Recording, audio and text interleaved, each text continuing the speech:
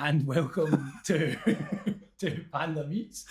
This is the first episode. Well, technically it's the third episode of the podcast. So I had Gasp on before. Cool. He was the first episode, and I also had Layla Josephine, spoken word poet, for the second guest. So, but that was probably about 2-3 years ago. Right. So this is it, episode 3. And so for episode 3, my guest today is Tragic O'Hara. Hello. Thank you for joining me. Cool. How are you? I'm good. How are you? I'm not bad, man. Not bad at all. Thanks for coming on the podcast. I just asked before we started recording how we knew each other, because you told me a story before about being a judge on a rap battle that I did, and I just wanted to make sure that that was the only story. Basically. So we've met. Well, I don't know if we've met. I don't even spoke that night at the rap battle. Like, where was it? What rap battle was it? 13th Note, and it was Louis was putting it on. Ah, right, okay. So it was the actual proper freestyle, actual rap battle. It was that, and it was it called Loosely Speaking? Is that right? I can't even believe I remember that. And so I remember walking in with my pal Justin, and like Justin was in a hip hop band called Tribus back in the day. Like they done like kind of trip hop, almost kind of Portishead stuff. Right, sick. So like, and I turned up with like a Motorhead shirt. So like, I just looked like a fucking outcast. Do you know what I mean? So can I swear? Aye. That's all right then, right? Man, you're asking the wrong guy. The one thing my mum said about the podcast I did was like, you swear an awful lot. I try not to. I genuinely try my best not to swear. I can't. I just, sometimes you feel like you're holding back. Do you know what I mean? So I had a Motorhead shirt on, and I remember a guy turning around and looking at me like I'd turned up and just farted. Do you know what I mean? Like, and I was like I kind of know quite a lot about hip hop. Do you know what I mean? And then next thing, as soon as the guy turns back around, Louis shouts, "Right, Tragic, come on up!" And I was like, "Out my way, mate."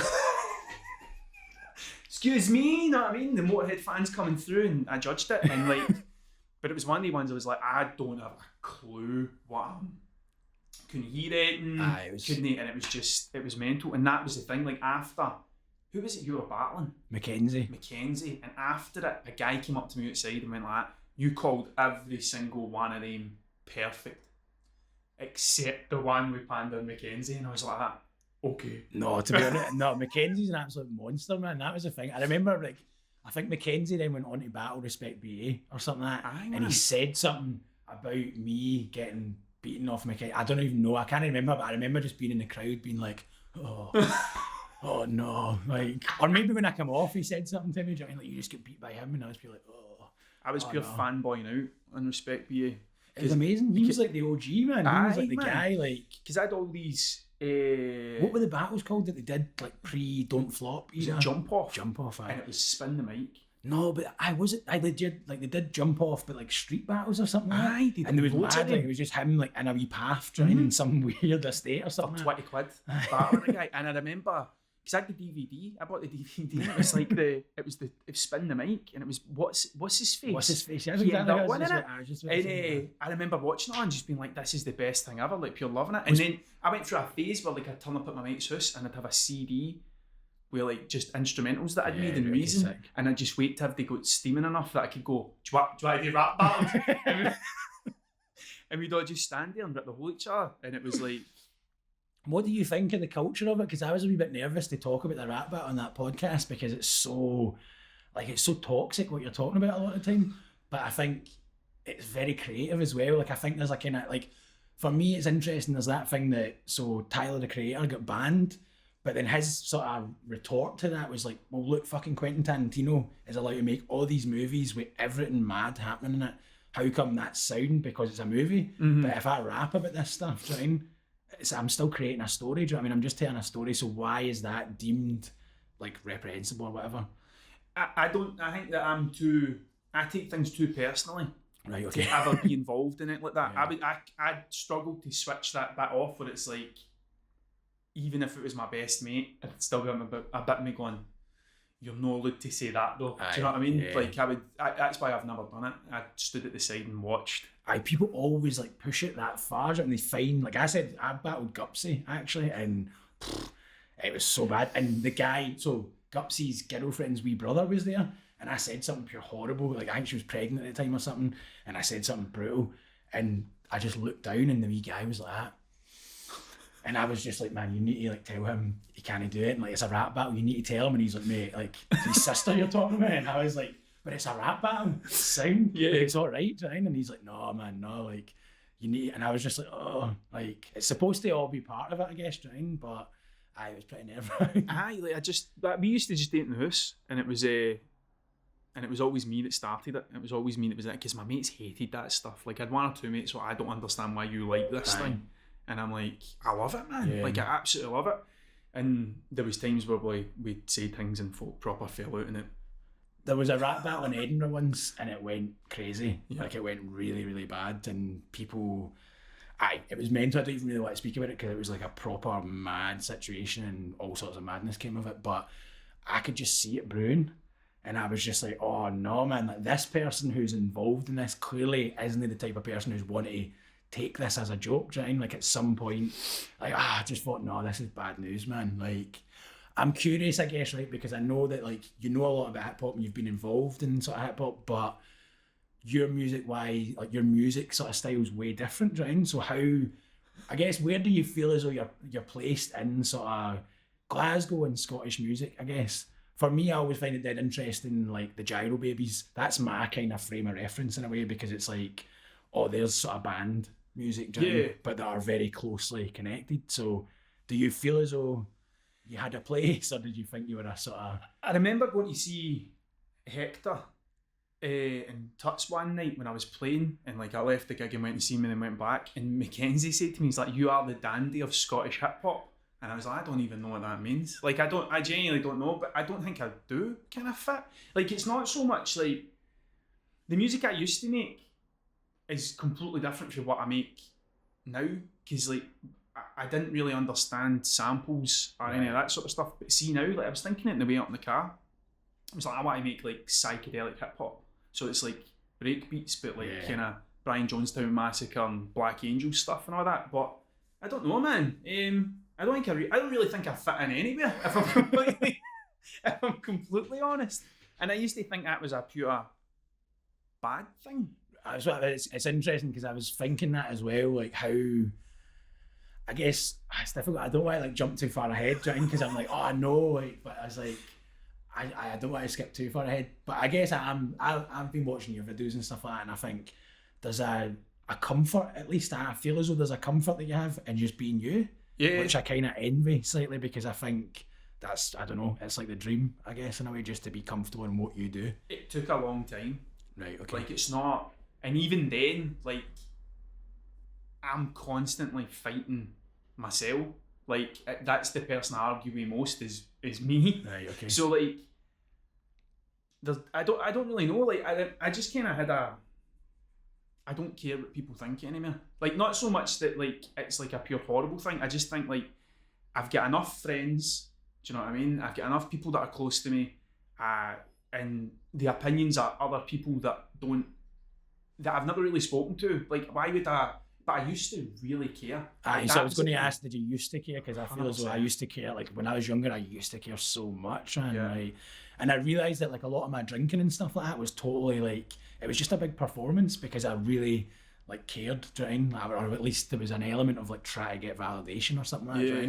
And I think that you just torture yourself chasing that kind of validation cycle, I guess. I mean, I remember, so when I started playing gigs, I would turn up and I had a shaved head and an Adidas tracksuit. Like that's what I used to wear, and I'd turn up and I'd play these blues songs. Right, okay, cool. And then my friend Amy got a hold of me one night, and she was like, you're doing this all wrong. Like you sing songs, you shut your eyes and you totally expect something different, and you look the way you look. Like you need to kind of think about the whole thing. So I was like, so I started wearing a suit. And I started wearing that like a suit, and I turned up with a briefcase with all my pedals and my harmonicas in it, and my guitar case had my name written on it anyway, so nobody could steal that off me. And I had like spats and stuff, and like these kind of Doc Martens with like white bits on them. And then I started doing that, and then that's what everybody I was the guy in the suit that turned up. Okay, cool. And then years later, I put on a gig, and it was Nick Harper, He was a guy, Roy Harper's son. Right, okay. I think Zeppelin have got a song, Hats Off to Roy Harper. The guy's amazing, Right, he's okay. a pure guitar virtuoso. And we were putting a gig on and we booked him to play down in Irvine. And I was dressed the way I normally dress, and he came up to me and was like, "What are you dressed like a skateboarder for?" And I was like, because I think that's what I'm at. Like, I'm no the suit guy. Like, that was, I only put the costume on for going to play the gig. And then it was like, but that was all about trying to look better for other people so they would book you for stuff. And it was like, not that I do look back on it, I'm like, that's mental. Yeah. Like, that's mental that I used to go into all that trouble. Like, I would put on a pair of trainers and I'd drive my 1 litre Corsa into Glasgow and then take my trainers off and put my fancy shoes on to go play the gig. Right, And it was just like...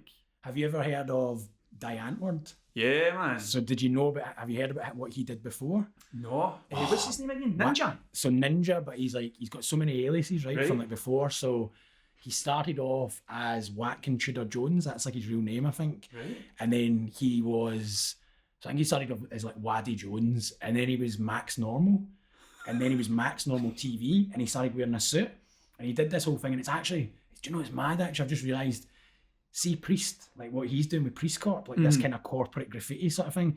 This guy actually did that, but for hip hop, so for rapping, do you know what I mean? So he would cut about in a suit with a briefcase, and he would just rap about like, oh, I'm trying to get a job, nobody likes me, like blah blah. It was just weird, and it was totally like a sort of big critique of capitalism. He's even got a song, I think he had an alias called MC Totally Fucking Rad, and he wrote a song, and he even says in the song, like, I don't think this hip hop stuff's working.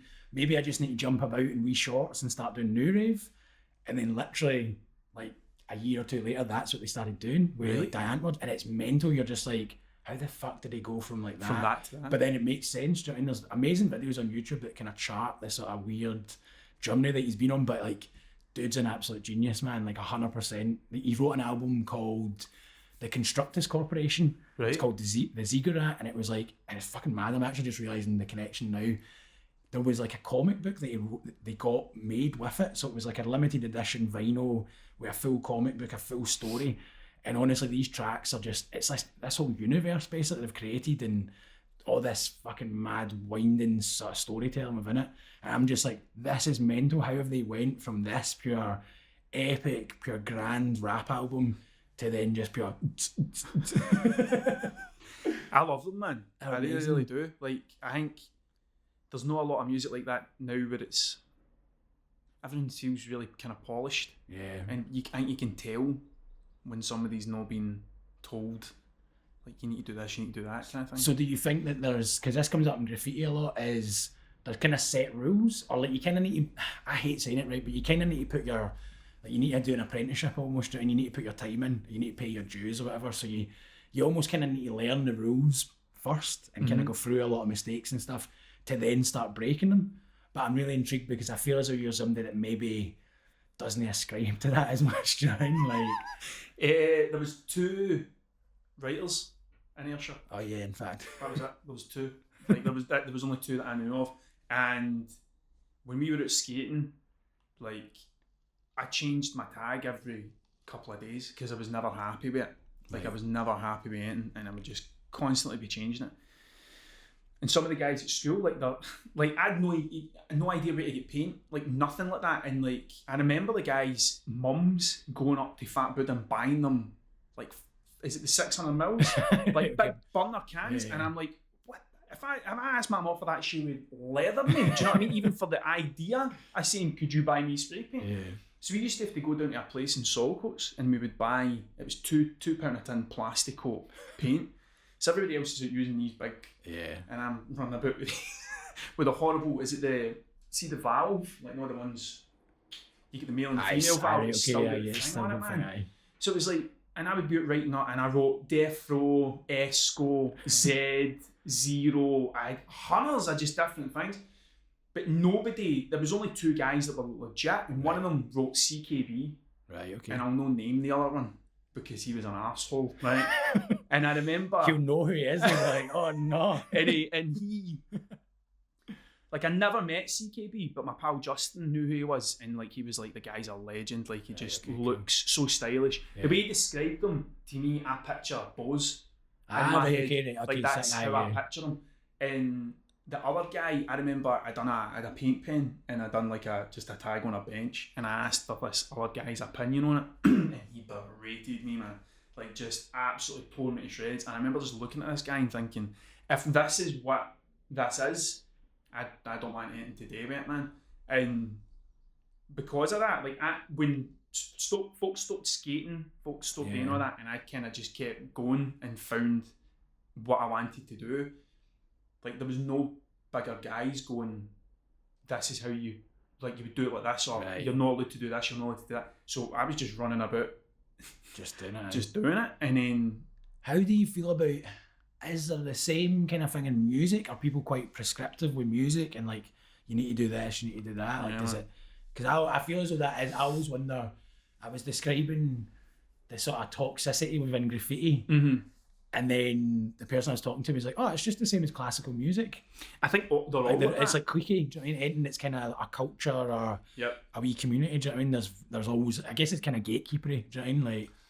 Like, so when I started playing when I was 14, and like the whole, straight away you're brought into this battle of the band thing. Right, where it's like, we'll have a battle of the bands, and that's what everybody wants to do, is a battle of the bands, and straight away it breeds this whole thing where it's like, it's a competition. Yeah. And then how can you compete? Because I remember playing Battle of the Bands, and there was guys that were playing, there was a band called MFW who were playing stuff like Slayer. And then I was going up and playing stuff like Nirvana, and I'm like, how can you even, do you know what I mean? You don't see Michael Jordan turning up and playing Messi. Do you know what I mean? It's two totally different things. So it's like, that kind of bred that culture, and then I just think there's always been that bit, and that stuck with me for a long time. You look at people, I was looking at people and going, how come they got that? And that's a total music thing. That's a total... Like but I think that's pretty universal though, because I feel as though there is like, I don't know, man, I noticed like certain things when you start to get to a certain level, people start going like, what the fuck, trying? But I kind of get it, because I think there's like, I don't know, it's like, if you don't understand how to get things, trying, then like if you don't understand the steps of like progress, I guess, trying, then you're probably going to go, you're just going to assume that person either got this because they know somebody, or because like luck, or all these different things. And a lot of the time I think it is just, people just think, oh, they're just luckier than me, totally handing over their like agency to the universe basically, which I think does play a part, do you know what I mean? But I think to just be like, oh, they're just dead lucky, do you know what I mean? Or they were brought up the right way, or this and that, do you know what I mean? Removes any possibility that you can actually change. Yeah, I was terrible for that. Like, it really bad. Like, I convinced myself for years that I had to have an enemy. Right, okay, like, wow. Right.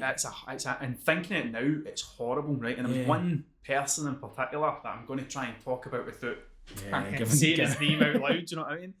But I had a real problem, and that was my enemy. And I was like, I'm going to beat this guy, I'm going to do this, I'm going to do that. They had no idea that I picked him as my enemy, right? And I remember one of my big pals said to me, he went like, you do realise that you, I can't believe I'm saying this, man, but you do realise that you don't like this guy because his dad loves him. Wow. Right. And I was like,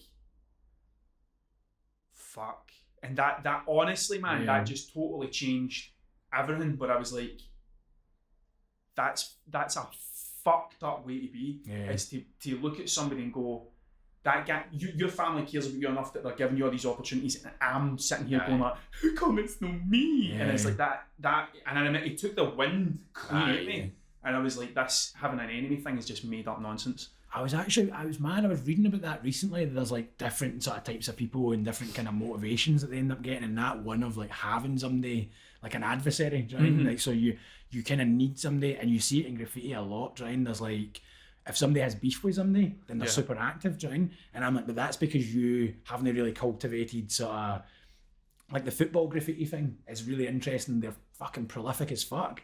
But the difference is you have an enemy, do you know what I mean? You have something to work against, do you know what I mean? Whereas if I'm just going out, I'm just competing with myself basically, and that's really tough, do you know what I mean? Because then it's just you that's like accountable to yourself, do you know what I mean? You can just go, I don't really feel like going out and painting this morning, do you know what I mean? That's not going to further me in any way, do you know what I mean? You're like, right, cool, just stay in bed. Whereas if you're like, those fucking bastards have been out, do you know what I mean? Like, you're like, fuck yes, I'm going to get out, do you know what I mean? There's one wall in Ayrshire, like, so if you're driving in from Irvine to Cowannon, where I live, like, it's a great spot. Yeah. As far as like spots in earshot go, do you know what I mean? And like it is you be one day and you see the next. But the bit I don't get is like they'll turn up and just change the second letter. Aye. And I'm like looking at it going, if one person figures out how to do something good between all this, you've cracked it. Like if one person figures out how to do something that actually looks decent and like totally just shits all the tap of everything that's happened, like you've cracked it. But I guess I'm curious about that because it's the classic sort of graffiti debate whether like it's like quality over quantity, I guess. Do you know what I mean? There's that kind of debate of like, no, we just want to get up. It's like the Caps scene kind of thing from Star Wars, do you know what I mean? Like, which I always find quite funny that it still just repeats, do you know what I mean? Like the cycle is always still, it's like an never-ending argument basically of what's more important. And I don't know, I think the way I'm trying to see the football stuff just now is that it's like, it's a gateway, do you know what I mean? They're painting. Fucking hell, it's amazing. They're painting, do you know what I mean? There's a creative drive within that, do you know what I mean? Yep. So I'm curious, it's a bit of a segue, but how did you move from music, or were you always drawing, or were you always doing music, and at some point did you start? The reason I'm curious is because I was going through your YouTube, and at the very start, so like fucking 11 years ago or something, I can't even mind how long ago, but ages ago, there's like just music stuff. Yeah. And then at some point, there's like painting. Yep. But you're already good at painting, innit? Do you know what I mean? Like, and I'm like, right, well, so how did... Like, do you know what I mean? You can obviously use spray paint and stuff like that. So, and obviously, like, so you're saying that you were involved in graffiti when you were younger, but how did that kind of trajectory kind of go? Were you always doing it, or was it something? I've never stopped. Right. Okay. So like when I first get into everything, that again it was Nirvana. Like I was into I loved metal. Like I was really into Slayer and stuff like that. And then like when I properly heard Nirvana, it was like that's attainable. Like I can play that. Like I can't. Like when I was listening to Slayer, it was like I'll never be able to play that. Like as much as I love Dimebag and like Pantera, like there's bits that I know I hear and I'm like I've not got the drive to even learn how to sweep pick properly. Like so when I started playing guitar, and then when I really get into him and I really get into like Melvins and I get into all these other kind of like that whole grunge kind of band and I get into punk and I get into all these different things and then hip hop, like I get really into the Wu-Tang and stuff like that. Like they were all making other things. Like Kurt Cobain was like writing comics, and he was like, and like the Melvins artwork was always great and stuff. So like, I started doing that at the same time, and like I don't know, like I've always just kind of I've got books, like I found them, and I've got like 30 books of like songs and daft ideas and drawings and stuff, and all it's been is like the stuff that I used to do. The difference now is I act upon it. Aye, right, okay. I used to just write it and not do it. And then, so like, I was always painting, and then when I was out playing gigs and stuff like that, I'd take paint with me, and or I'd take pens, or I'd take something, and after the sound check, I'd disappear for a bit, and then I'd come back and stuff, and then if we're backstage, like if there was a green room, like I'd draw on the walls, but I'd spend ages drawing on the walls. And I remember, was it the Classic Grand? I can't remember, and they just painted the wall white. And I was like, oh, fucking brilliant. Amazing. And I just sat and I just kept, and I drew, and I started drawing this big thing with just a black pen kind of going out the way. And then the guy, Tony, that gave me the gig, was just talking away to me. And then the promoter came in and just took one look at me and was like, and then was obviously raging at the fact that I'd started doing this.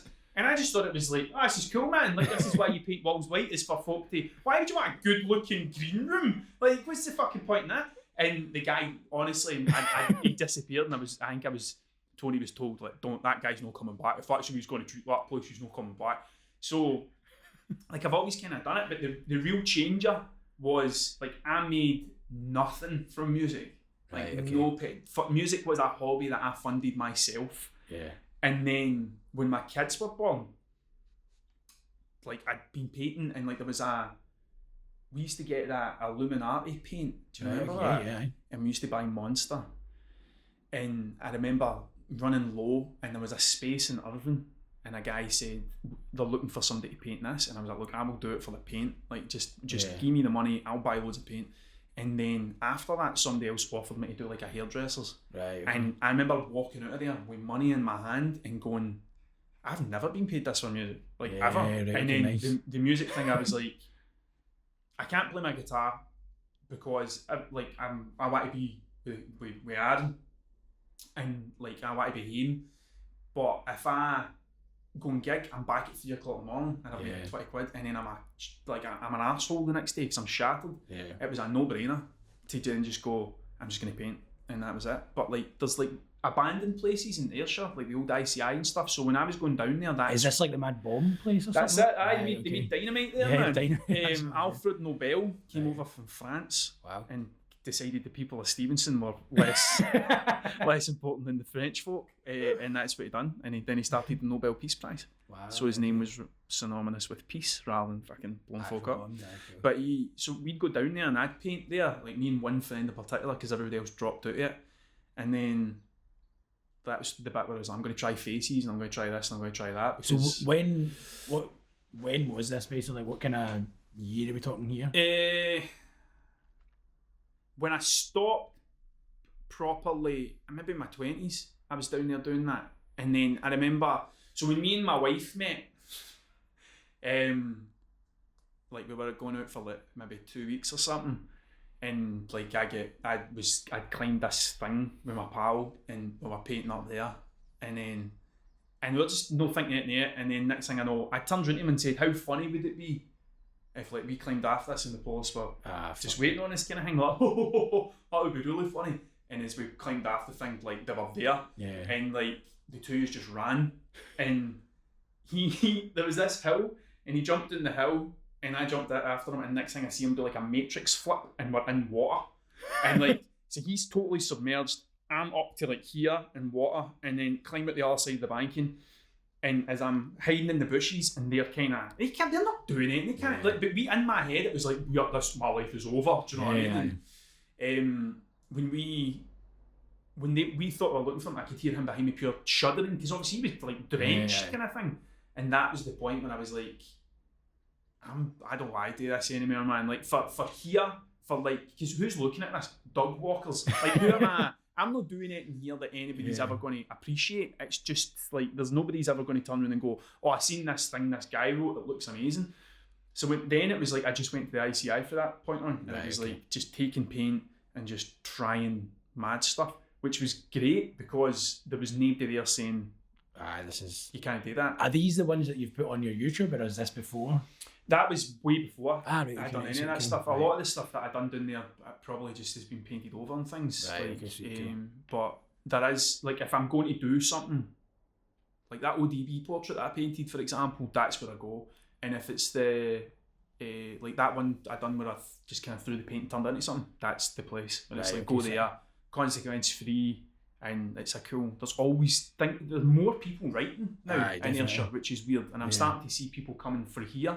Going through, right, okay. And I'm like looking for spots, basically. Yeah, and like outer. Like, so he was saying and I'm like, and that, do you know what I mean? And I'm starting to draw things. I'm like, this is great. There's actually, maybe there is a thing here now that's kind of starting to bubble away. What's that shouting? Is it your phone? Is it the speaker? No, my speaker turned off. I think it's your phone. My phone's telling me I'm. Says something's off. Oh, the map's telling me I'm here. the map's telling me I'm here 45 minutes after I arrived. You have arrived. Cool, man. So I guess that kind of gets me up to kind of, well, I don't know, I found the first video I saw was in like 2015, right, of you painting everything, and I was like, right, fucking hell, this is mad, right? Like, what was it? It was like a music centre, like it was a big shutter, it was out the front of something, right, and it was. So this was me just going through your YouTube. Right. And it's in like 2015, and maybe it's the side of a house or something, I don't even know. But it was something big, right? So I was like, right, well, you've clearly painted before then. But then, I'm just going from your YouTube basically, from like 2015 to 2019, there's no painting. Yeah. Do you know what I mean? So like, what was going on between then? Right. So at that... So at that point, I'd started a community interest company called Model X Media, and what I was doing was like, so I've always done youth work, which was part of the sketchy bit about some of the stuff I was involved in. Right, okay. And it was like, right, because the guys that the community workers and all that sort of things that I was working with would say to me, if you ever get caught doing this, it's gone, like the whole thing's away. And I was like always dead wary. I like, oh man, maybe there's It never stopped me, but it was like that bit. I was like, I can't keep things separate, which is why when so the Model X Media thing, when I started that, it was like community work, and what I was doing was I was painting, still painting, but I was painting under that rather than painting under Tragic. And then what was happening was I was taking the profits that we were making for painting commissions and like designing things for folk and like editing videos and that, and putting them into community projects for young folk. So we done like alcohol-free club nights and stuff like that. So we like get bands in, and like young bands would get to play, and then we would like they would do things like we would record them and kind of build like that kind of thing in that, and that's what I done. And then after that, I get a job in a digital marketing company, and I started that 1,000 fans thing. Okay, yes. And then after that, like I had a kind of mental breakdown. Do you know what I mean? Like I knew I hated it. I was going to say, was it your job? I just hated it. It got to the point I enjoyed it for a bit, and then I was like, I don't. And I remember one guy in particular, and I was like, that's when that guy told me, you don't like that guy because his dad loves him. And I was like, holy fuck. Like, and then I used to say to one of my mates, I was like, the reason I'm feeling like this is because I know I'm not meant to be doing this. Yeah. Like, this is why I'm so fucking angry all the time, is because I know this isn't me, this isn't what I'm supposed to be doing. How do you, I guess for me, I'm intrigued because I've done, like, that doesn't even sound like that shitey a job, but I know that feeling of like starting something and being super enthusiastic and being like, oh, this is class, and very quickly it becomes a shite job. Even if on paper it maybe doesn't seem like it would be a shite job. But I think there's like a guy, David Graeber, and he wrote a book called Bullshit Jobs, and it's how like 90% of the jobs, obviously the pandemic kind of showed that like 90% of jobs are bullshit jobs, and they don't make the world go round, and it's just faff basically, to like make sure everybody's doing something. So how was it scary to make the choice? I guess, what was the choice? Because I recently kind of did a similar thing, but what I did was I was the manager of the skate shop, and I kind of went, right, I'm going to go from that, but I'm going to go and do youth work. Mm-hmm. But actually what I was doing was I was going to go and start my own company base, and I'd kind of started my own community social enterprise. So just that way of, but I kind of lied to myself because I was afraid to actually fully commit to, no, I'm going to do my own thing. So I was like, I'm going to go and do my own thing, but kind of mostly do this youth work stuff. So what was the switch? Did you just go one day, I'm done, and then just start painting again? Or So the deal that the way I was working with the company and stuff like that, like, so when the 1,000 fans thing kind of died, that's when it turned for me. So can you explain the 1,000 fans? So 1,000 fans was a company where what we'd done was it's based on the 1,000 fans theory. So the 1,000 fans theory is if you have 1,000 people who buy one thing off you every year, you've created a career for yourself. That's what it is.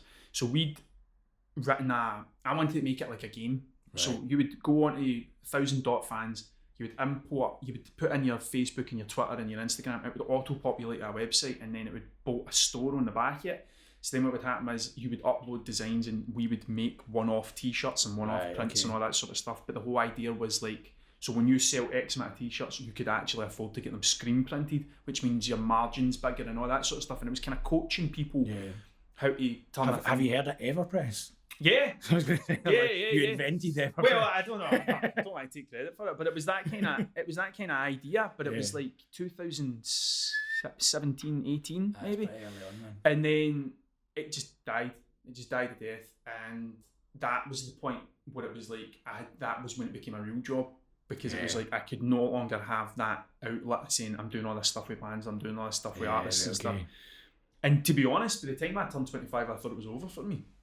Over in what way? Because that's what they tell you in music. Right, just in music in general. You're over being creative and stuff like that. You're over 25 and you've no made it, that's you.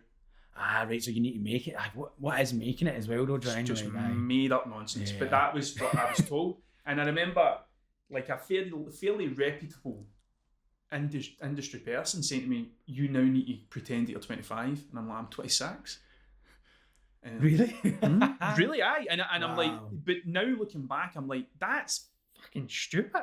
Like, what a stupid thing to say. So by that point, I was like, it's all over for me. I'm going to need to get a real job. But when that kind of died a death, that's when I had to actually do the things where it was like building websites and managing a team and looking after people and stuff. But I can't say anything bad about the people that I was working with. It was just, that's no me.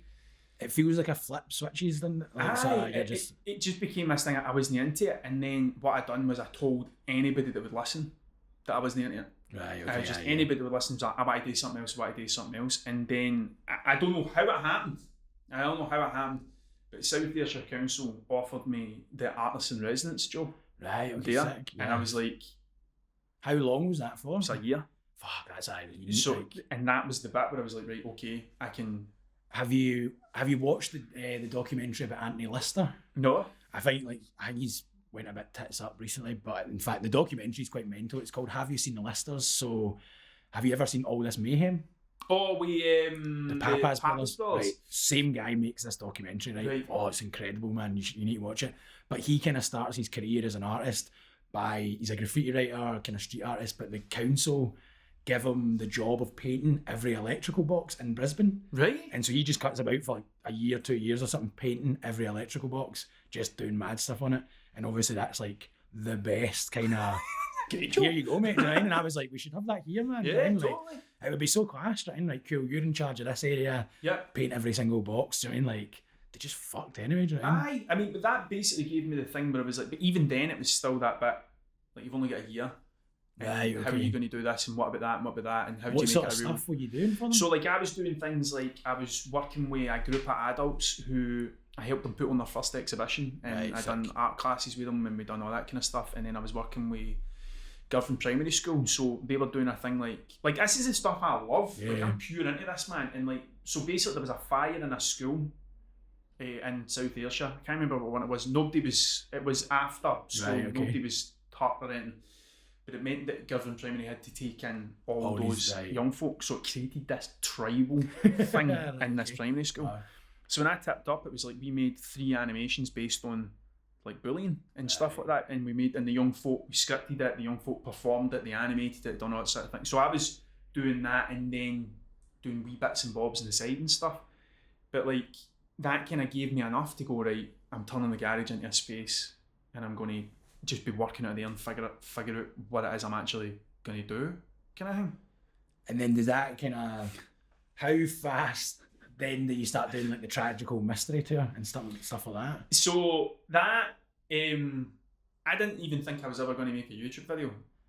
So that's connected, I guess, Jane. So like because I'm kind of coming from the thing of you've had this YouTube channel forever, Jane, but actually you were using YouTube like people used to use YouTube. Mm-hmm. You would just put up like a music video or a video you playing guitar or even like a wee painting video, but it wasn't like, yo, it's like I'm a YouTube fucking person, do you know what I mean? So I had no intention of making YouTube videos, but I came at that tragical mystery tour idea. So the idea is like, and even now saying it out loud, man, like, so I painted a machine, the tragical mystery machine, somewhere. And what that does is it spits out balloons, and attached to the balloons are my ideas, and they float off to different places. And then I built a website where you can geotag the places where they end up. So like, and I'm still working on it. I'm working on one now where I'm doing custom grip tape, and I'm on this Facebook group that's all these dads that skate. So once I get them finished, I'll post up and go, look, who wants this grip tape with the balloon stuff? And then they'll get a trick somewhere, film it, and I'll make a video about painting the grip tape and all that kind of thing. Okay, but I had no intention, but I was sick of explaining it to folk. Yeah, right, okay. And when I was explaining it to folk, I was just seeing their faces go, I don't get it. I have no idea what you're talking about. And I was like, I'm going to try and make this video to explain it so I can send it to people. And then when I was making it, I was like, this is what I did. I just want to tell these weird stories about shit. I think that's why I like them so much, is because it's like the process. And I saw you spoke about like your least popular video or something like that, and you're like, it's because it didn't explain what was going on. Mm-hmm. So people like the process, and I think that is what makes YouTube so good, is you can watch a video of somebody painting or something like that, but actually it's class because you can also watch a video of somebody going, yo, like, this is me, I'm here, this is what I'm going to do, this is how I do it. And all this sort of thought process behind it. Mm-hmm. Something that I really liked was in the first video of the Tragical Mystery Tour, you said, you don't know why you're doing it. You just want to do something different. And I was like, that's class, Jane. Like, how do you find just going, like, following that thing? Like, so it's only recently I figured out what my process, like, see the thing, so that's like, man, see, even talking about the process, that fucking fucks my head up, man, because I can't, there's still a bit of me that has that bit where it's like it's too serious. Right. Okay. But why do you think that's like? It's all me. Do you think so? It's like all in my head. the inner critic sort of thing going on. This is too. No one's told me it. Yeah. There's always been that bit where it's like when folk took themselves seriously, that's the bit where I'm not interested in this anymore. Right. So I think that's really interesting because it happens with skateboarders as well. So there's like a lot of skateboarders who actually start trying, and they're like they want to be good, and everybody's like, "What the fuck are you doing?" I know. Like, what the fuck? That's not skating. What the fuck? Like Nigel Houston, fucking arsehole. Yeah. Do you know what I mean? Fucking get to. Do you know what I mean? Fucking trying. I know. It's that kind of bit. It's like it reeks of effort. Like that kind of. And I always thought it was a pure Scottish thing, but I think it's like I don't know. I'm thinking Nigel Houston gets it tight, so it must be like a more kind of. I mean, he can rap. Yeah. But it's one of the ones. It's like, is it? It's not for the. Is it the right reason? Exactly. It's your intentions, and I think that's what I'm conflicted with that. So I guess that's for me. Is like I'm really curious because you sent me like chapters of your book. Yeah. And it's like, oh man, it spoke to me because I was like, this is exactly what I think, do you know what I mean? Or this is the same struggle that I'm kind of going through, do you know what I mean? Is to actually just be like, right, I can just do the stuff that I want to do. So like doing this podcast is something like I wrote a to-do list in 2017 and maybe even 2016 actually, and it had like a bunch of stuff, and it was like I'd came back from Australia and I was living a very reckless life at the time, so I didn't have a bank account, I didn't have a phone that had internet on it, do you know what I mean? I just had Wi-Fi on a shit phone.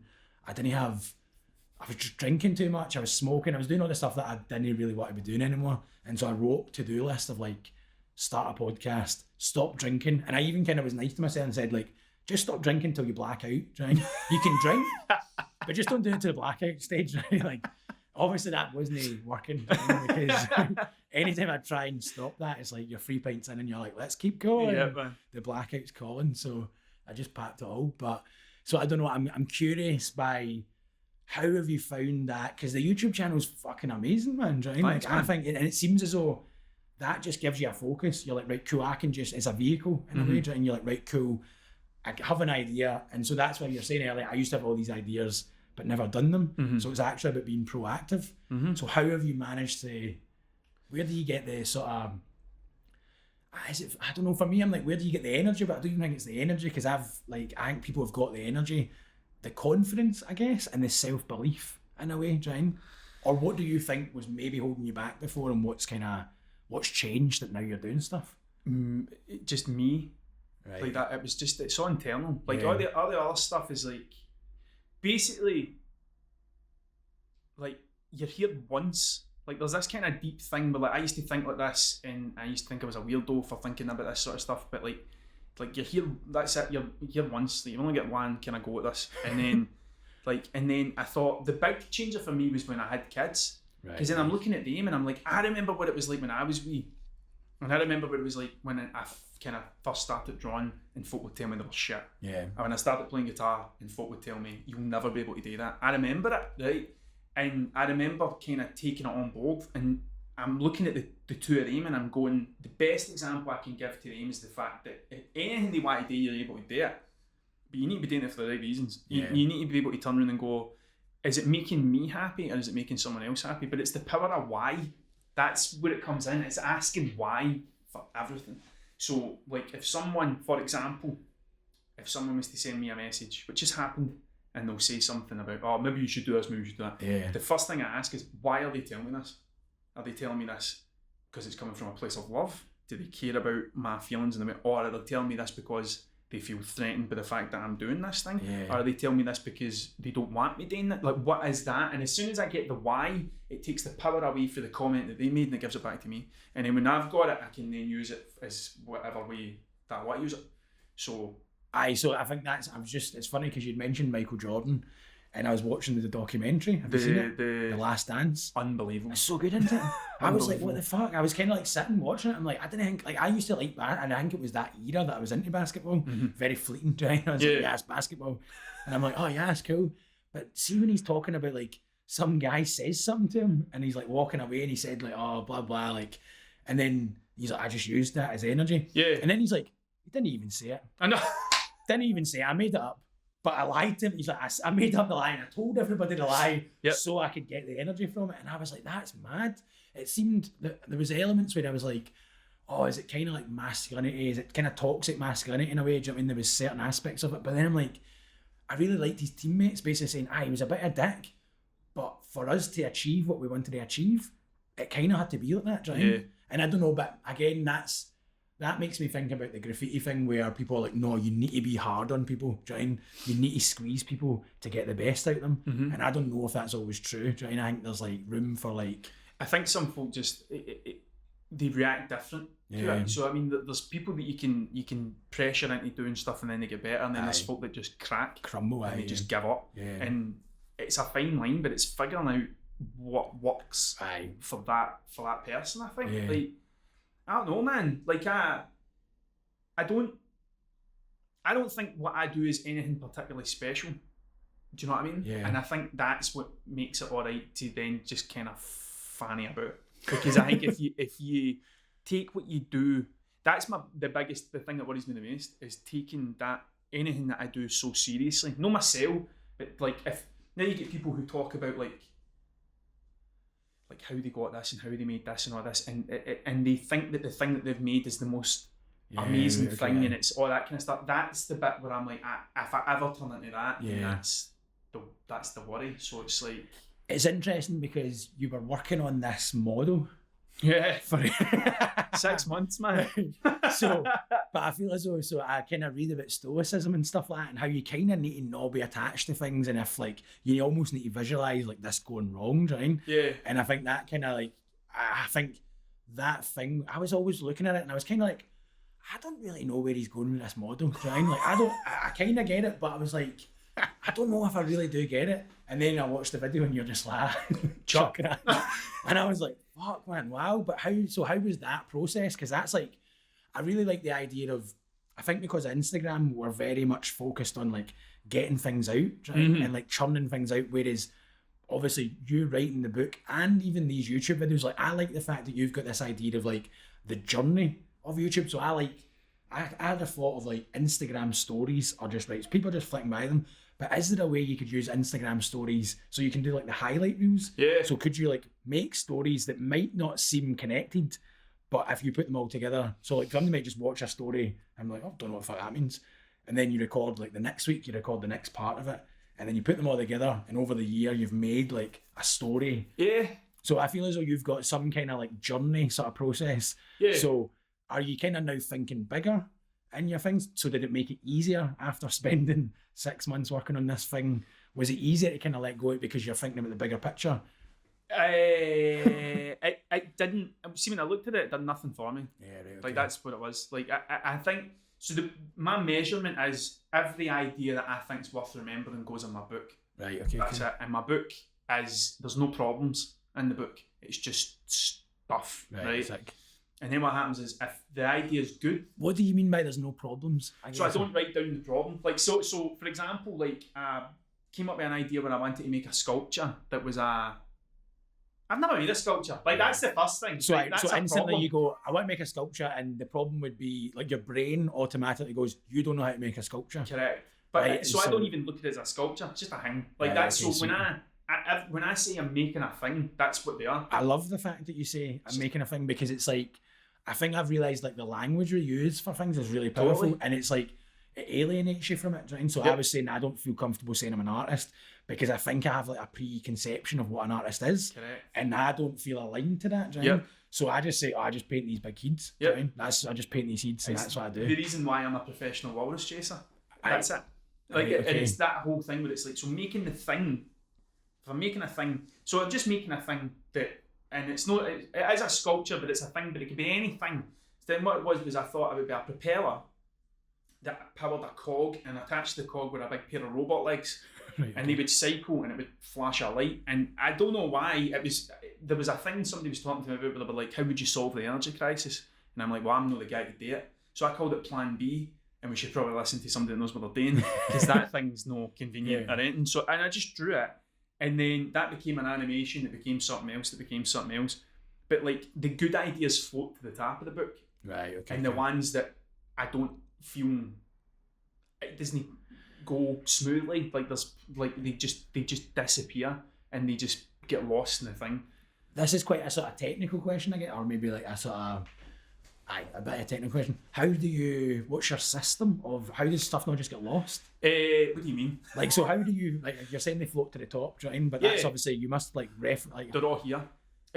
So you just kind of, they keep coming back to you. So you start. So basically, when I write it down like that, you constantly think about it, and then what happens is you constantly think about it. Like, so then I put it up on a wall in my workshop, and like I'll stick it up and I'll stick it up, or I'll put this, or I'll do a thing. And you don't call it a studio, do you? I don't call it a studio.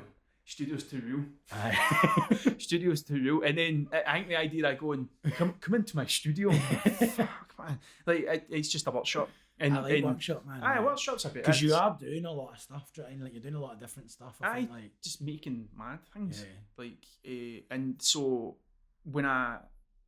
if I'm constantly looking at it, then I know it will happen. And then there'll be times where it doesn't work and then it just disappears. And then it might come back out, and it's like I don't know. There is a process to it, but it's not scientific. How was it letting go of the model after 6 months? Actually, fine. Like it wasn't like I was. My problem was the thing I was saying about churning stuff out for Instagram. Yeah. This is the first of these music murals that I want to paint. Right. Okay. Yeah. So I was like, the sooner I get this done, people will understand what it is I'm trying to do, and then I'll be waiting. You try to get the concept out there in a way. Yeah. Right, okay. And I'm like, no, because then what happens is you'll make the first one and you'll paint it and you'll look at it and you'll go, that's shit. Yeah. And you only really get what am I going to do? Turn around and go, I'm going to paint that again. Like so, I was looking at it and it sat for like a month without me doing anything to it. And then one day I looked at it and I was like, there's a reason you've not done anything to that, and it's because you don't like it. Aye. I think that's nice that you can just kind of get to that point and just go, right, cool. Just bin it. But the video, because being able to make the video about it is like, that's the bit where it's like, well, that's part of the story. So it's like, it then, it gives me a reason to turn around to something. Because I know through working with young people and stuff, like I try and keep that bit in my mind where I'm like, there might be someone else out there who wants to do something similar or something along those lines, and if they can see somebody else go, it's no working, bin it, then that might be a good thing for them. Think there's like somebody was saying it, I can't remember who it was, but I really appreciated it. 45 RPM, like he did a talk for Yardworks, and he was like, man, people aren't telling you everything, trying. So there's like so much of this artist process that nobody talks about, but we should be more honest, and we should talk about it not being fun and it not always working, and like sometimes it's a bit shite, you have to go up and you have to do it, you need to sit down, and it's not the most fun because it's dead easy to be like, oh, I just went and painted this, I painted that, whereas like, nah, sometimes you need to like sit yourself down when you're not feeling like it and you need to actually sit and draw, and I thought that was really interesting. Like that's why I try and write stuff on my Instagram. I've kind of came away from it just now because I'm reassessing my whole like relationship with Instagram and stuff like that, because I just think I was just always on it. But I think I was always thinking, what would I want as a wee guy? Like if I was like a wee 13-year-old guy, what would I want to watch? Do you know what I mean? I'm just making the stuff that I would want to watch, do you know what I mean? Because I know I would get so much for it. I'd be like, what, he uses this pen, or do you know what I mean? I'd be looking, like I watch videos now on people's Instagrams and I'm pure pausing the video going, what fucking paint is that in the background? Do you know what I mean? What is that? What are they using? Do you know what I mean? Just try to get, you just try to soak up as much information. So I think just saying it out loud is amazing, man. Like people are very protective of that bit. Yeah, and I don't think it's there's a bit with like, so there's some industries, right, and there's some artistic methods and stuff that like folk go, oh, it's a dying art. You know, it's a dying art because you've not spoke about it. That's why it's dead. That's why that thing's disappearing. It's interesting. Sign writing pure came back. Do you know what I mean? Like, and I wonder if that's probably there was all these guys going, don't fucking tell anybody this is our. We need to protect it, because I guess within the system, do you know what I mean? If you're like fighting with other sign writers, like you don't want there to be like a million sign writers, because you're like, no, I want to be the guy. I want to have a monopoly on this. But then it starts dying, and you're like, oh shit, do you know what I mean? Yeah. Come on, learn. It's kind of the tattooing thing, stuff like that, where it's like the way that they used to treat apprentices in tattooing was like, it was horrific. Do you know what I mean? So like, there's that kind of thing where I'm like, I think you do need to be. It's better to just put it out there, because like I say that I used to say that to the young folk quite a lot, where it was like they would ask stuff, or somebody would say something, and I'd be like, if you turn it like this, if you make it, if you do this. And he's like, the reason I'm telling you is because see, one day you tell somebody else, because then if we don't do this, music just disappears and it becomes this thing that is unattainable to folk, and it's like that's a horrible way to be, I think. How do you find? I'm conscious of like my time and stuff like that. Do you know what I mean? I'm trying to like plan my time. Yeah. So how the fuck do you organise actually getting all this stuff done? Because I know what it's like to have to edit a video. So what I can't really understand is how you're able to do these massive projects. They might not seem massive to you, I don't know, but they seem pretty massive to me, do you know what I mean? And also all the filming and then all the editing on top. Are you a heavy computer whiz or you're proficient?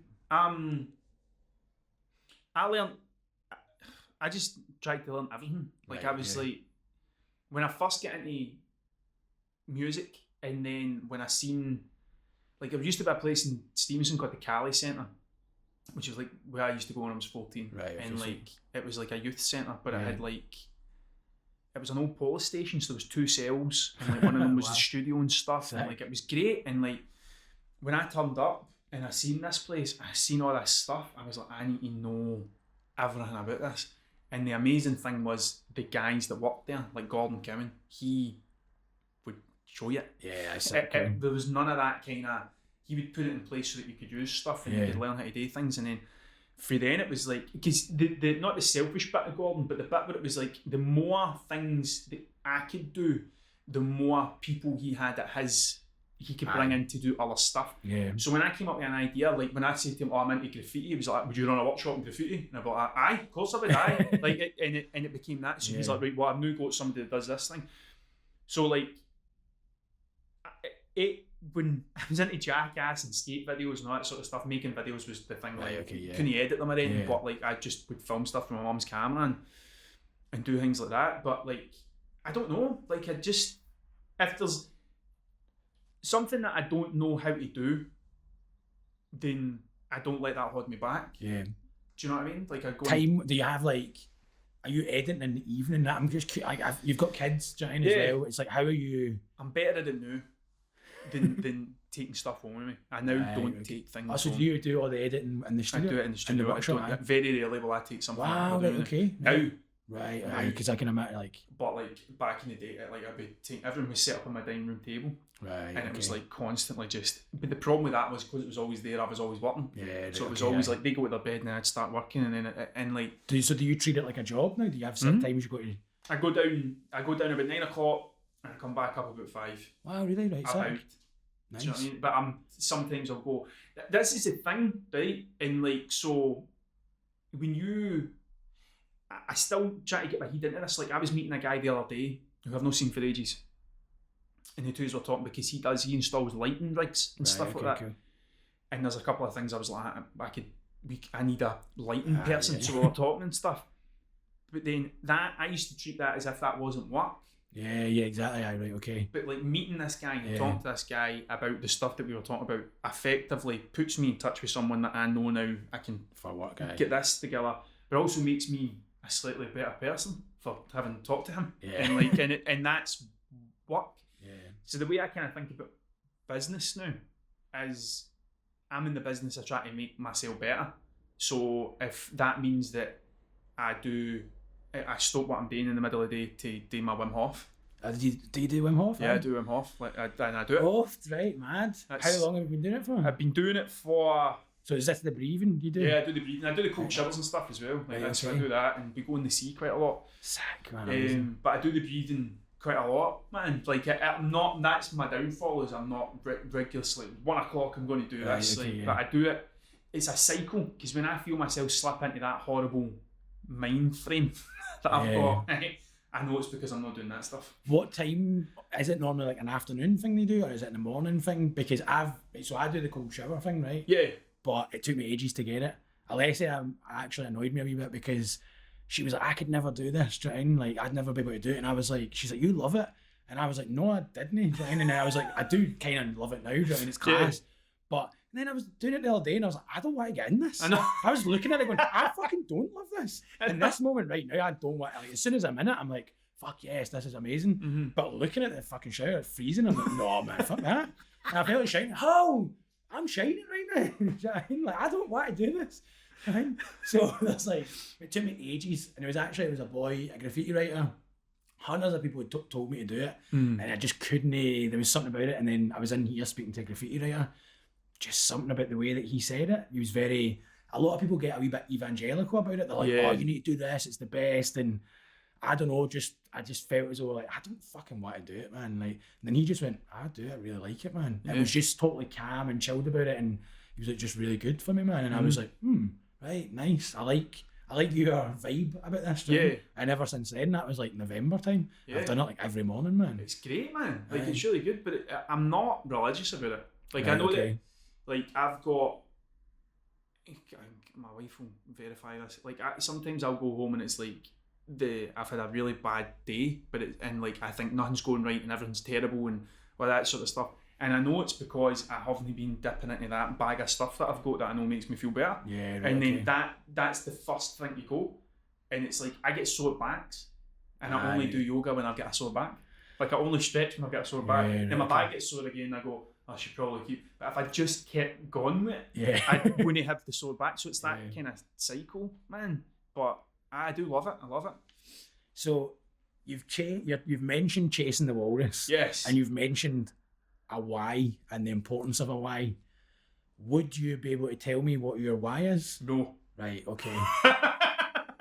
Can you tell me why? You can't tell me your why. I don't want to tell you my why because I'm still figuring this thing out. Right, okay. I know what the why is and I've written it down and it's there in plain English, but I'm not ready to tell folk it yet. Have you told anyone? My wife. Right, my wife and my pal Sean. Right, okay. They're the two folk that know it. Can you? I don't want to be an arsehole and try and like get it out. I guess I'm intrigued because I'm like want to find my own why, and is it like I think what I wrote this morning, right? I kind of try and journal every morning just now, although I've been like doing it for like a week because I'm the same as you. I fall off the wagon and I just lose it. But I think what I was writing was like, what's the stuff I want to do, right? And I was kind of like, but that's just the doing stuff. Do you know what I mean? It's like, what are they actually? What's the bigger picture? Do you know what I mean? So one thing for me is like working with the youth group. Kind of masculinity comes up a lot, and I read Shuggy Bain recently, right? And I think that brought up a whole load of things for me. Like I felt really different when I was a wee guy because I was growing up in a scheme and I was a skater.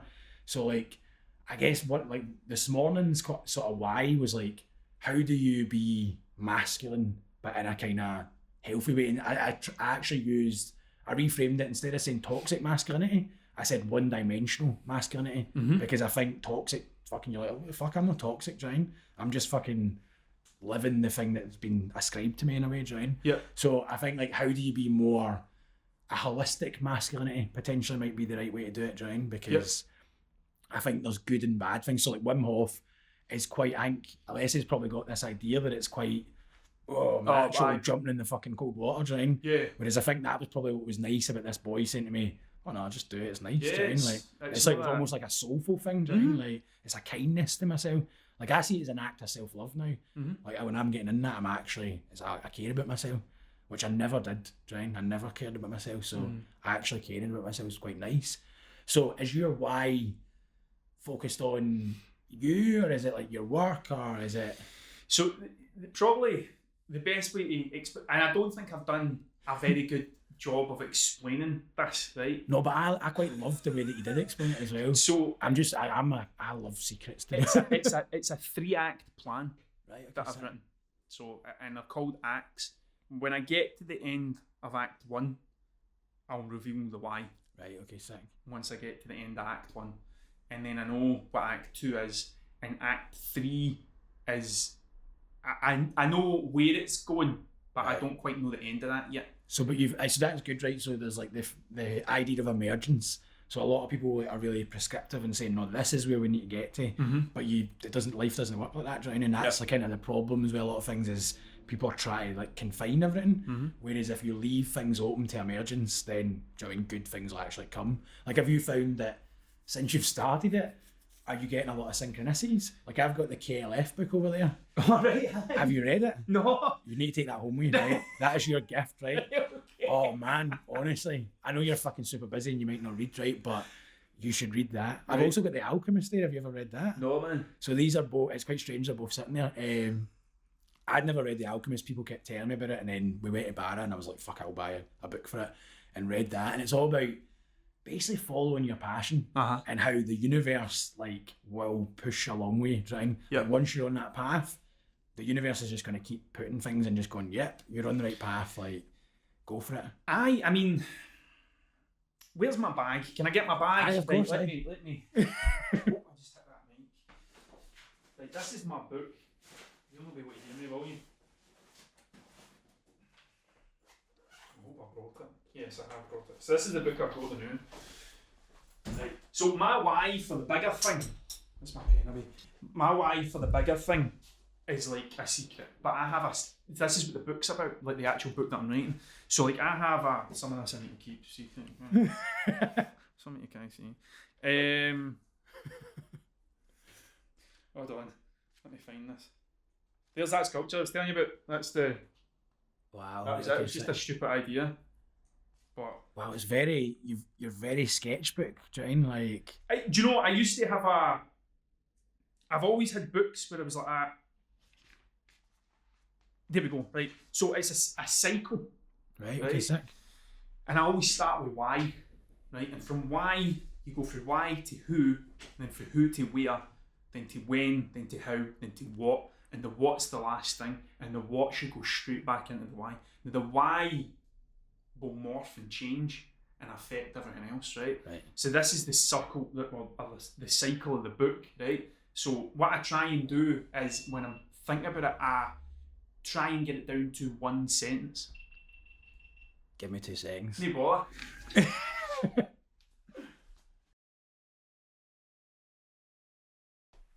You can sink it. Doddle, know what I mean? So Aye. the cycle. So what I do is I think about each question, but I don't go. This is the bit where I don't go out my way and go from 9:30 to 10 o'clock. I'm going to think about this book. It's just that's why I carry this with me all the time. Yeah. So it's like when something comes in, I'll just write it down, and it morphs into this. But you try and get it down to a sentence that you can just. I try and get it down to a sentence that you can just say. Right. So why I'm writing a book is because I think it will help someone. Right. That's okay. it. Nice. That's the why behind the book. So every time I'm writing something, I'm constantly thinking, would that be helpful to somebody? Would that be something that was thingy? So who would it help? Is somebody like me. Okay, nice. That's who it would help. Where will I do it? Anywhere I can, like on this podcast. Do you know what I mean? When I'm talking it to people. When will I do it? Now rather than later. Because there's a lot of stuff in the book that I'm writing that are like things that I want to do but haven't done them yet. Right, okay. So my thinking is if I say them in a book and then I accomplish them, then there's a bit of scientific evidence where you're going, well, it might not work for you, but it fucking worked for me. Do you know what I mean? So that's that. But how, just by being honest. Yeah. That's it. Just by being honest about everything. And the what is a practical guide to walrus chasing, which takes me back to why, because I think it would help somebody. And that's the kind of so thing. do you apply this to like absolutely everything, man? That's it there. That's the cycle of the book. So like that's how I think about stuff, and that's how I came up with the whole walrus chasing thing. So see, I guess the book, I'm curious about it. Is it like have you ever read The Subtle Art of Not Giving a Fuck? I've read the first chapter because it was free. Right, okay. And then I thought, no. So basically what I'm curious about is like, it's like a self-help book, but it's like an anti-self-help book in a way. Do you know what I mean? It kind of says, no, like, look, these types of things. So you kindly sent me like the first, I can't remember how many chapters it was, but... It was like 6, but that's been binned. Oh, really? Right, okay. I'm on my 3rd rendition of this. Right, okay. Wow. Right, but that's I guess that's writing a book. Yeah. Right? So... Well, when I read that, I thought this is class, because it is kind of explaining like how you're getting there and just being honest about it, I guess, right? So is the book somewhat of a kind of, where are you at now? Is it like a how you're doing things and you're explaining, or is there, is it like a kind of self-help book, I guess? I think I don't think it's a self-help book, because I think it's more just about some of the things that I'm doing currently that are really, really helping. And like one thing that I realised the other day was like I'm introducing the idea of walrus chasing far too early. So too early for in the book. right, okay, And really what I should be doing is like, so the first chapter's a guide to reading the guide.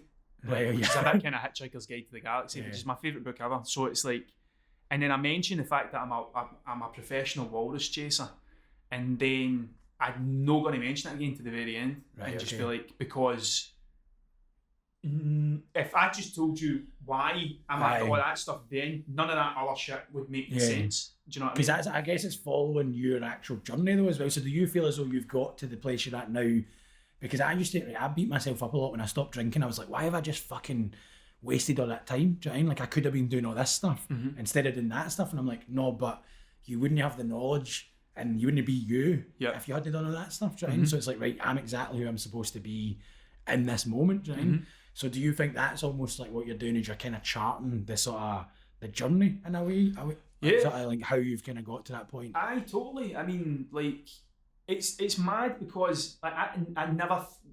It's not as if I said when I was a wee guy, I want to write a book one day, like, or I said I want to paint, like any of that sort of stuff. It's just being able to say.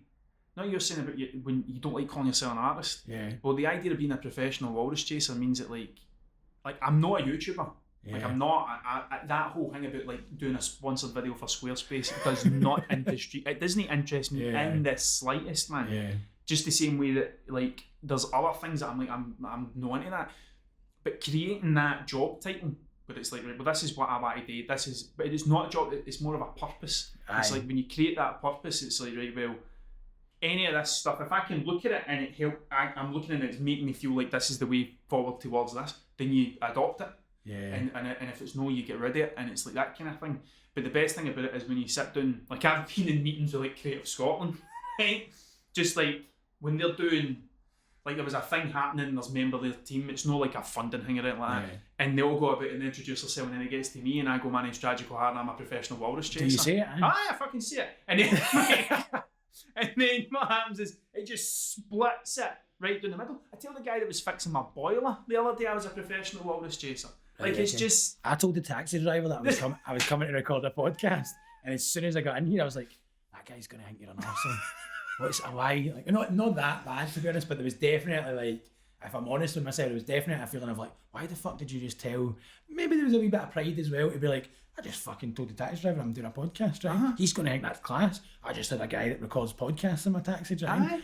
But there's definitely a conflict there for me, right? Yeah. So how are you feeling pretty comfortable in it, aye? Yep. You're owning it? Like, I mean, like, what harm am I doing in the grander scheme of things? Like, I'm not turning around and going, I want to start Amazon and make £100 bajillion and stuff. Something I really loved, right, and you kind of almost touched on it earlier, you said about your sons, and you're like, I don't care what they do. And I think there was in a video or something, you basically said, as long as they don't join the army. That's it. And I was like, I think that's so nice. And I think, like, obviously, all the respect to people in the army or whatever, right? But I think, like, personally, I wouldn't feel that comfortable with it, like, no, that's the one thing. Like, anything else, they could come and say, I want to do this. The question is it going to make you happy? Yeah. And are you hurting anybody? Yeah. And that's it. And if they can say, yes, it makes me happy, no, I'm not hurting anybody, then it's fine. But I think there's a thing with hurting folk, like, you sometimes you do it and you don't even mean it. Aye, yeah. You don't knowingly go out your way to go, I'm going to make things difficult for you. But because certain actions or whatever, you might people get hurt by proxy just because but like if they can answer, it's making me happy and I'm not hurting anybody, then I like intentionally hurting, because I think I felt really justified to go out and paint because I knew how chaotic my life had been, and I knew how I wasn't aligned with anything, I didn't have any like values or anything, I didn't believe in anything. And then once I stopped drinking, I was like, well, I believe in myself now for one, like to an extent. I believe that if I don't drink, my life is going to be better, and I also believe I'm not hurting anybody. Like I'm not doing this out of badness, and I think I'm really interested in that with graffiti, of like people going, fuck this, destroy that. It's like, actually, graffiti's kind of born out of what I add to stuff, like Acme always talks about that. He's in the documentary and he says, I'm just adding, I'm adding my thing, I'm trying to make something better. And I think that's a good mindset to be coming from, like an adding mentality, I totally, man. I think so. Do you feel as though being a professional walrus chaser, you're adding, like you're like aligned with your thing, I like the way I think about it as like, so there's a big bit in the book that I'm writing about, I'm talking about vision. Right. And like when you create a vision, like, so I use, and I never used to because they were too wanky. Like, see that idea of doing, I'm making a vision board. That's the bit where it was like, I would never do that. I'm not into that. That's too reeks of effort. That's the bit. Right. Whereas, and then one day I was like, again, the same thing with the Wim Hof. I spoke to a guy who said about his vision board, and I looked at him and I was like, well, you're no like that. So maybe these things are actually all right to use, kind of thing. So everything that I do is on my walls. So my job description is like, as soon as you walk into the workshop, that's the first thing you see on the wall. And then like the book's up, and then like the things I'm working on are lying all about the place because I need to look at them to turn them into, like, if I'm constantly looking at them, I'm constantly facing that door. Yeah. And if I'm constantly facing that door, then that moves. And the idea of being able to sign my emails with professional walrus chaser. Do you? Oh, aye, man. And like I've got business cards, like all that kind of stuff. And it's like, it starts the question in somebody where it's like they either want to find out more or they don't.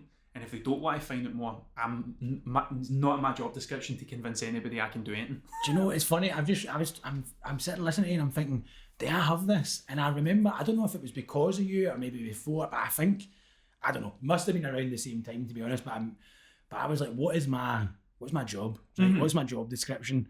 And so I'm reading this book called The Gift by Lewis Hyde, and it's all about like the gift economy and how like people, like, basically we should be given everything, right? And I'm like, well, fuck, man, like painting the big kids is like, that's a gift. Do you know what I mean? I'm not doing that for anything else but just myself, right? So it's just a gift that I've kind of got within me that I want to give. So I started Colourways, and I'm like, well, why do I want to start Colourways? And I'm like, well, I can go out and paint my big kids, right? I can do that. That's on me, right? I can't make anybody else paint. So I kept saying to people, you should go out and paint the streets, right? You should go out and paint the streets. And they're like, don't want to. Or whatever, right? And they've got their own sort of dynamic going on. So I was like, if I start Colourways and I actually go and get spaces for people, and then I kind of go, look, you can come and paint here, because it's not illegal. All this, it's like a safe space, basically, right? Then you can do it. So I was like, well, what am I doing there? I'm facilitating somebody's gift, right? So I'm a gift facilitator. Yeah. And I was like, right, boom, there's my job title. There you go, man. I'm a gift facilitator. And I was just like, right, nice. But I'm a shite bag. So I can't put that out anywhere. So I've got like a note to put like director of Colourways on my Instagram, right? I can't do it. Like, I can't bring myself. I was doing a coaching session and the woman was like, so I've been on your website, like it's really cool, but you're not on your website. And I was like, what do you mean? And she's like, you are Colourways, right? Everything about you is like, this is the whole thing, but you're not on the website. And I was like, oh, it's because I'm like scared of like being anonymous and stuff. But she's like, so what are you afraid of? And I'm like, I don't even think it's the police. Do you know what I mean? I don't think it's that. I think I'm just afraid of judgment of other people. And that's actually the last question I've got on this, right? Is how do you feel about the judgment of other people? Like, how have you kind of overcame that? I don't even think about it. Like, I don't, like, I'm thinking, like, who would judge me? Right, okay. Like, and why? So it doesn't even, like, I think about, like, but you're saying that you judge yourself though, and I guess that's what I'm thinking is, maybe what I'm thinking is actually the fear of other people judging me isn't actually the fear, because I think something I said was like, I don't deserve this life, right? I don't deserve this. And so then they were like, it says who? Yeah. And I was like, it says me. Yeah. And I kind of went, oh shit. And I had that moment where I was like, oh no, it's me that says that. Nobody else is saying I don't deserve this. Yeah. It's just actually me. Yeah. So how are you managing to push sort of through your own kind of? I had a moment in the workshop where, like, I was looking at round about me, and I was just trying to think, like, I deserve to be here. Like, I do. Like, that's the difficult bit, is, and I still really struggle with it, like, actually saying things out loud. And my pal Sean said to me the other day, he's like, you are so hard on yourself. Right, like, okay. You're so hard. Yeah. Is that for, like, when folk give me, like, I thought, it's really good that you done that, like, I'm like, do you know what I mean? Like, I get a kind of biscuit erst. But he was like, you're so hard on yourself. But, like, I done a thing years ago, man, called, it was the Pacific Institute. It was a woman called Teresa Potter that put me through it, who's no longer with us, unfortunately. But she put me through it, and it was mindset and like very American, like a very American thing. Right, but okay, like sick, if it wasn't yeah. for her putting the Scottish bit on it, I would have went, I'm not into this. Do you know what I mean? But and one of the things was like, when somebody says something nice to you, you don't need to be that American or that kind of thing. Where it's like, yeah, I know, man. But you can go thank you and tell yourself, aye. Yeah. You can say inside yourself like, aye, I deserve that. I mean, and when I look at it, so have you seen the box, my mystery box thing that I've put up? I keep putting up this mystery In box. fact, yeah, I have actually. I was like, so a big part of that is like, I had to admit a few things right, okay. to myself, where I was like, right, so I came up with this idea of the painting what I see in my head when I say I am the walrus on a wall, when I was in that job that I hated. I know, I just realised actually we've not even told people what. But that's the thing, like, but They can go and find out. when I came up with the idea, that's what it was. I was sitting at the desk and something just clicked, right? And that's what I wanted to do. And it took me up to 2019 to actually make a video and say I am the walrus in front of it and to stare at it.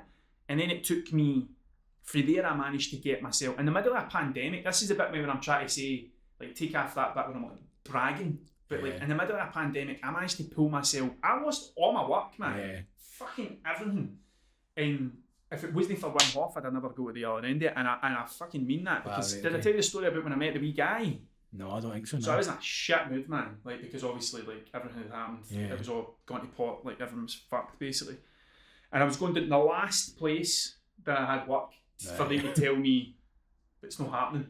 And as I was walking down, I was listening to Ruckus in B minor by the Wu-Tang. And there was a wee guy standing, and he said something to me, and I took my headphone off, and I was like, what's up, man?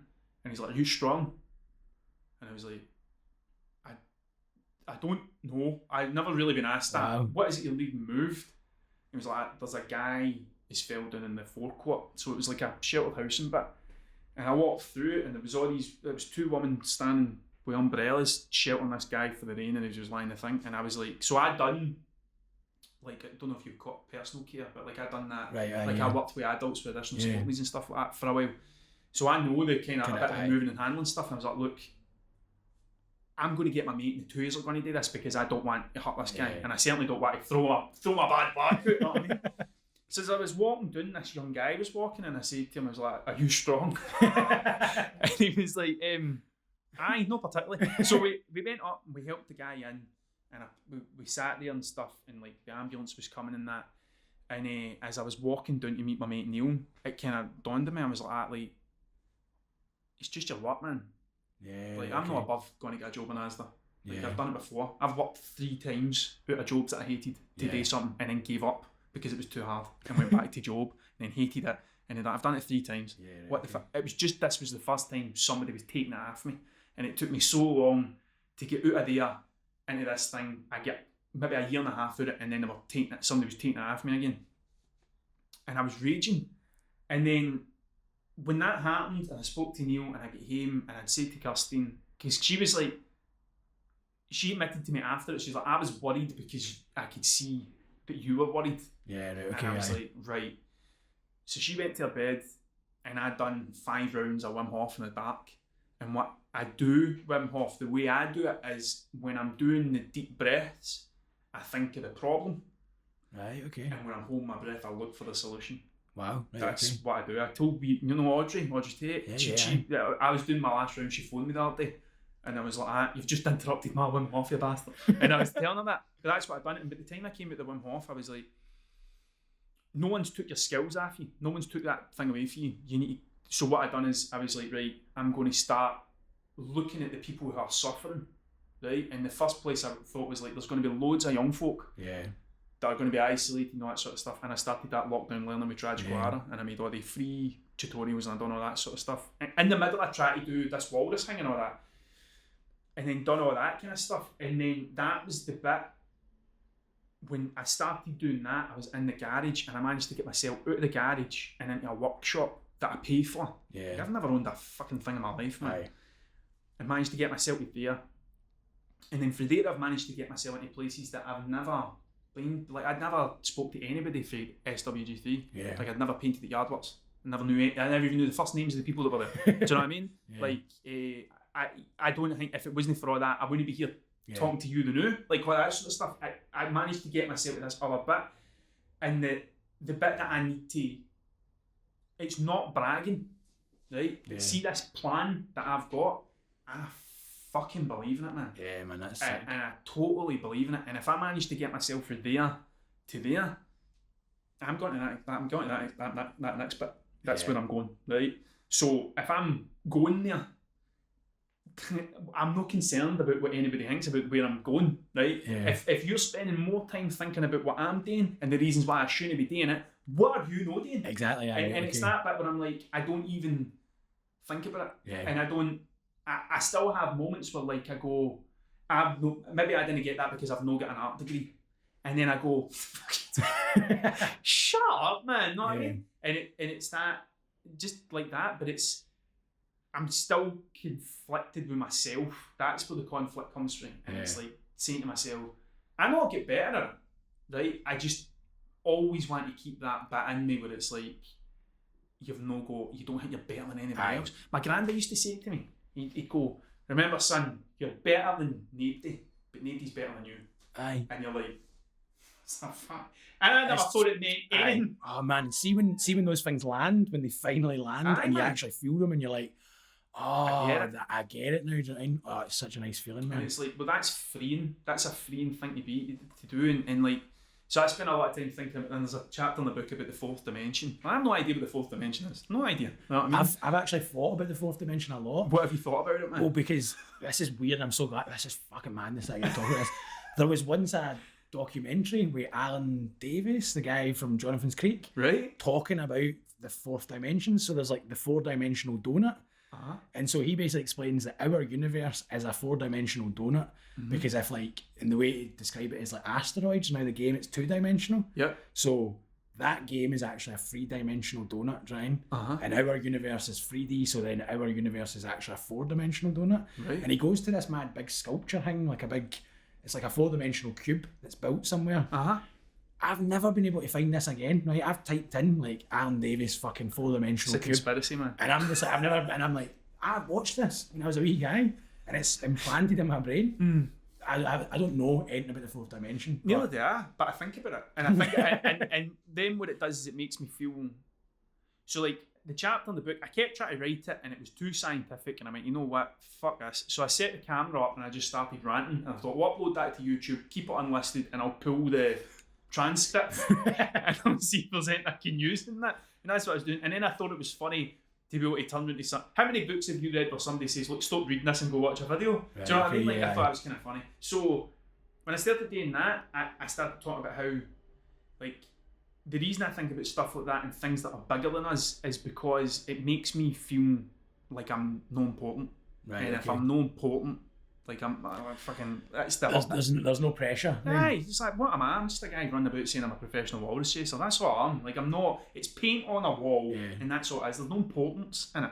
So, and then I started thinking about how, like, people have this thing that they are the most important thing on the planet. But if we were wiped off the face of the earth tomorrow, what other species would suffer? Yeah. Like, like everyone would find a balance again. Whereas if bees disappeared, we'd be fucked. We would need to go and address the bee situation very, very quickly. But do you know what bees don't do? They don't pay council tax. Do you know what I mean? And if bees don't pay council tax, that's a made-up human thing, right? So is your overdraft and all that sort of stuff. Like, they're all just things that are put in place that are made to look more important than they actually are, so that you continue to live this thing that this existence rather than actually going to do things. And like, I'm still in my overdraft.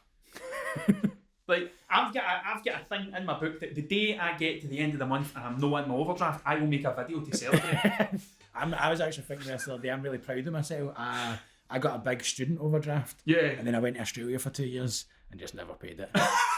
And I'm like, I fucked the banks. I take that system. 1,600 quid in my pocket. But then, like, that's why I think about stuff like that, and I allow myself to think about stuff like that, even though I have no scientific knowledge whatsoever, because it just makes me feel like. Do you watch Monty Python? I've seen bits. The Eric Idle's song in The Meaning of Life, where he says, when life gets you down, Mrs. Aye, Brown, okay, and things. yeah. And that last lyric, where it's like, and pray that there's intelligent life somewhere up in space because there's bugger all down here on Earth. I remember hearing that when I was a wee guy and going, yep. And that was it, in the same way the Hitchhiker's Guide. You ever read the Hitchhiker's Guide? I've not actually, no. The opening chapter says that the human race once nailed a man to a tree for saying it'd be nice to people. A lot of the species wish they never came out the trees in the first place, and the other half think that digital watches are a pretty cool idea. And it just totally... And I remember my pal read it to me, and I was like, I can't believe stuff like that exists. Because at school all they taught you was Romeo and Juliet, and I was like, that's what I like. And because I think about it quite a lot, it just makes me think like, it is just, there's no... Yeah. Everything's a joke at the end of the day. Like, it's just funny.